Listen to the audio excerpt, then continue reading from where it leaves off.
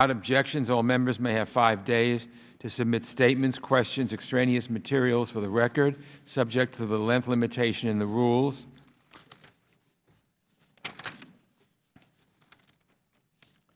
I must say, Madam Secretary, that I've been on this committee a long time, and I've never heard it so quiet at the start. So I think that's a tribute to you and everybody feeling that we want to hear what you have to say, and it's almost as if royalty stepped in here for a little while.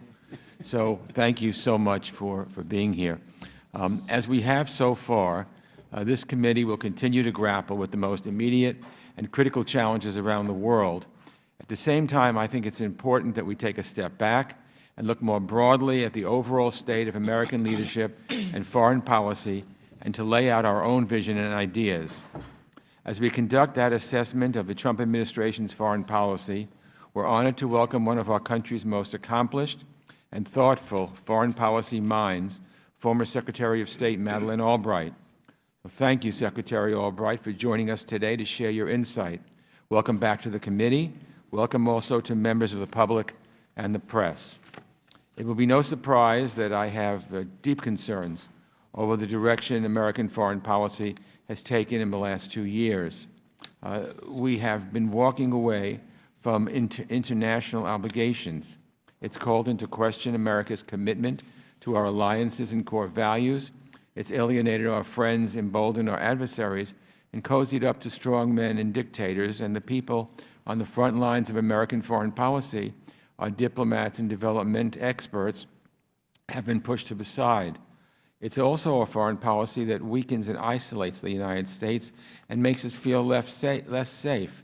When we're not respected around the world, when we denigrate allies and flout international norms, it makes us less able to build the partnerships and coalitions that are essential for advancing our interests and, more importantly, ensuring our security. Now, it's easy to stand on the sidelines and complain, but I think if we're going to criticize what we don't like, we also have a responsibility to alter an alternative. And there are a few big themes that I think would shape such an alternative. They represent what I consider to be the pillars of a successful, uniquely American foreign policy. The first has to do with American values. When we're at our best, American values are at the center of our foreign policy. Of course, we always have to prioritize the security of the American people, and one of the ways we do so is by supporting and advancing human rights, democracy, the rule of law. Our foreign policy should reflect our country's spirit of generosity and compassion, the foreign assistance and development efforts that help countries and communities lift themselves up. These are the right things to do. They improve people's lives and burnish the values that make our country an inspiration. They show the world our character and bring other countries onto our side as partners. And that brings me to the second major theme, working together with other countries. For American foreign policy to succeed, we need to be able to work with a wide range of friends and allies. Our alliances and partnerships underpin our ability to diffuse crises, to respond to disasters, to push back against aggressive regimes and other threats. Multilateral organizations and agreements help shape the world in the second half of the 20th century, and the United States has traditionally played a leading role under administrations of both parties. As powerful as our country is, we're even stronger when we work with others focused on the same priorities. We're better at combating threats from overseas, whether it's violent extremism, a deadly pandemic, or climate change, when we're standing shoulder to shoulder with our friends and allies. And finally, the third theme, how will we pursue our foreign policy goals, and who will be responsible for it?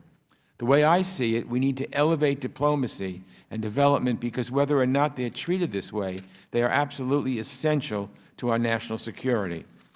Seeing more and more traditionally civilian diplomatic responsibilities slip away to the Pentagon or the intelligence community has always been a major frustration for me. In all fairness, this trend started well before the current administration. We wouldn't ask our diplomats to do the job of our uniformed service members, and we shouldn't be asking our service members to do the things our diplomats and development experts are trained to do, from conflict prevention to security assistance to face-to-face negotiations. In the last 2 years, a bad situation has gotten worse. The administration has chased some of our most seasoned diplomats to the exits. They've left important senior national security positions vacant. They've ignored the expertise of career officials and sent morale plummeting at the State Department. These committed men and women are on the front lines of American foreign policy. What can they possibly think when the people calling the shots try to slash their budget by a third? We need to make it clear to these dedicated public servants and to the rest of the world that the United States understands the value of diplomacy, and we need to give our personnel the support and resources they need to carry out this important work. I intend to pursue an agenda built around these 3 major themes. I look forward to working with our members to find ways to do that, and I'm eager to hear Secretary Albright's views on where we go from here to build a successful foreign policy.